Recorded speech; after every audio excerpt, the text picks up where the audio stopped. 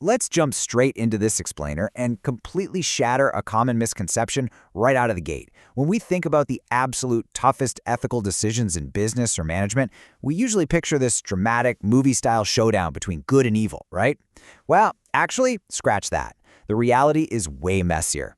The most agonizing choices you'll face aren't about picking right over wrong. They are about agonizing over two deeply held, completely valid right choices. To see how this works, here's our agenda. We're going to explore this right versus right paradox, and then we're going to literally ascend the corporate ladder.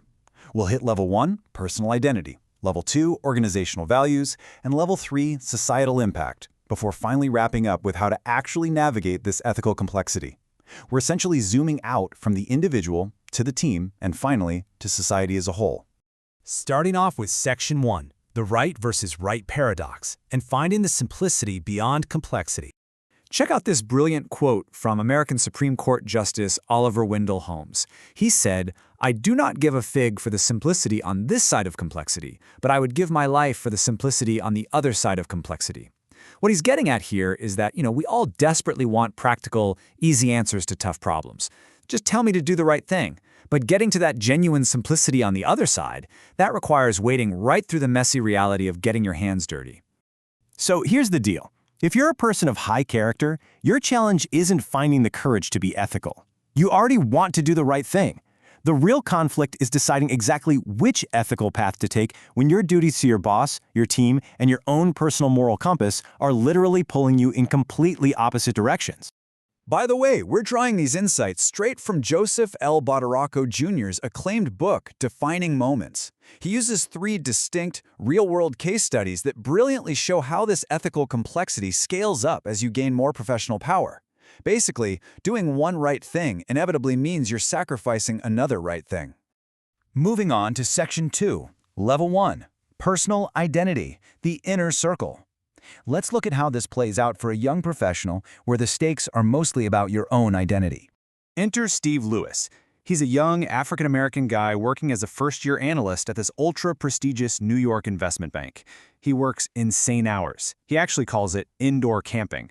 Anyway, one morning, he gets this totally unexpected invite from a partner and mentor of his named Andy. Andy wants him to fly to St. Louis for a massive presentation. But there's a catch. The firm has a super strict policy against analysts going to these meetings because they just don't have the experience. So why is Steve going? Well, he's being asked solely because the prospective client, the new state treasurer of Missouri, is also black. The firm just wants to show a black professional on their team to help win the deal. So now, Steve has this literal pros and cons list to agonize over. On the left, you've got his obligations. If he goes, hey, he's a team player. He grabs a huge career opportunity, he helps out his mentor Andy, who's been amazing to him, and he supports his firm's financial interests. That's all good, right? But look at the right side. The cons are incredibly heavy. He was raised to tell the truth, and just sitting in that room as a prop would make him feel like a total phony. It is textbook tokenism. Plus, his mother was a civil rights activist who literally fought a bitter lawsuit for workplace equality. He even thinks back to Malcolm X's harsh criticism of house slaves. So does he honor his mentor and his firm, or does he honor his personal integrity and his truth? Put yourself in Steve's shoes for a second. The driving question for this first level of complexity is really just, who am I? What is my moral center? Steve isn't choosing between being a good guy or a bad guy. He's juggling all these different versions of himself. The loyal employee, the grateful mentee, the proud son of civil rights activists, the honest individual, and dropping any one of those feels like a total betrayal. Now, Section 3, Level 2, Organizational Values, the Middle Circle. Because as you move up into middle management, your choices don't just affect you anymore. They start to define the culture of your entire team. Meet Peter Addario. He's a 35-year-old marketing department head, and he is stuck right in the middle of a massive clash between 2 of his people. On one side, you have Lisa Walters, a super intense, high-performing senior manager. On the other side is Catherine McNeil. Catherine is a single mother with full custody of her 6-year-old. She reports to Lisa, and she is seriously falling behind on critical deadlines. And the environment they're in? Totally unforgiving. A recent corporate merger and heavy corporate debt have created this insane hothouse atmosphere where everyone is working 10 to 12-hour days. Catherine is putting in 60 hours a week, but she's still slipping on this make-or-break IBM account. Lisa is incredibly frustrated and starts sending Peter notes demanding that Catherine be fired and replaced immediately. Boom! Peter is squarely in the hot seat. This is the ultimate middle management nightmare. On one hand, Peter sees the absolute right of fairness and performance. Everyone else is pulling their weight, the company desperately needs this account to survive the merger, and it's totally fair to expect equal effort. But on the other hand, there is the right of compassion. The company explicitly claims they are trying to build a family-friendly workplace. Plus, Peter's own wife had to quit her job because of inflexible hours, and he watched his neighbor's self-esteem completely shatter after getting laid off. Just firing a dedicated single mother feels completely wrong to him. So if you're Peter, you can't just think about your own personal values. You have to ask, who are we? What are the norms that guide how we actually treat each other as a company? Because if Peter fires Catherine, the message is loud and clear. Performance and equal workload trump everything else. But if he protects her, he signals that compassion for vulnerable employees is paramount, which might totally alienate his top performers like Lisa. Whatever he decides, it sets the unwritten rules for his entire department. Which brings us to Section 4, Level 3, Societal Impact, the Outer Circle. At the executive level, this ethical complexity explodes into three-dimensional chess on a global scale. Look at Edouard Sackiz.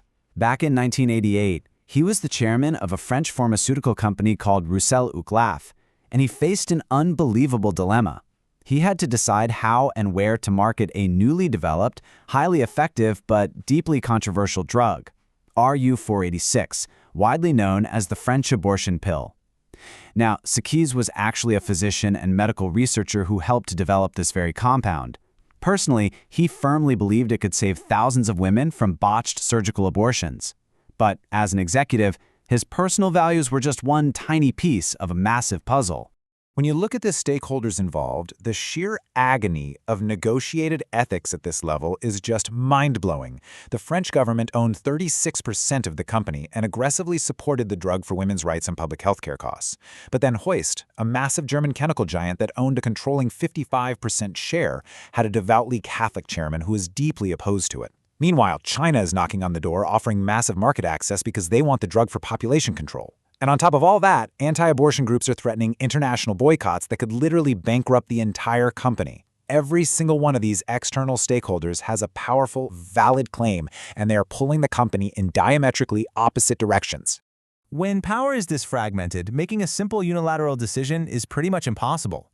An executive like Sackiz has to answer the ultimate question. What is our role in society when we cannot possibly satisfy everyone? Do you protect your shareholders and employees from a devastating boycott?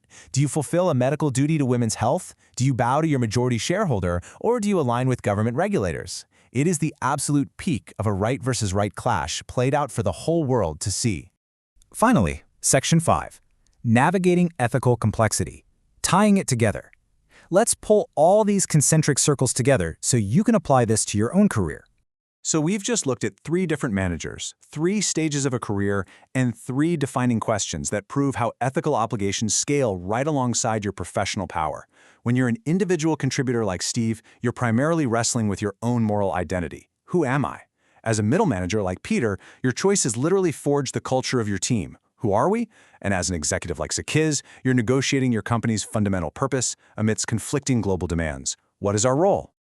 The hard truth of professional life is that these dilemmas, they're totally inescapable.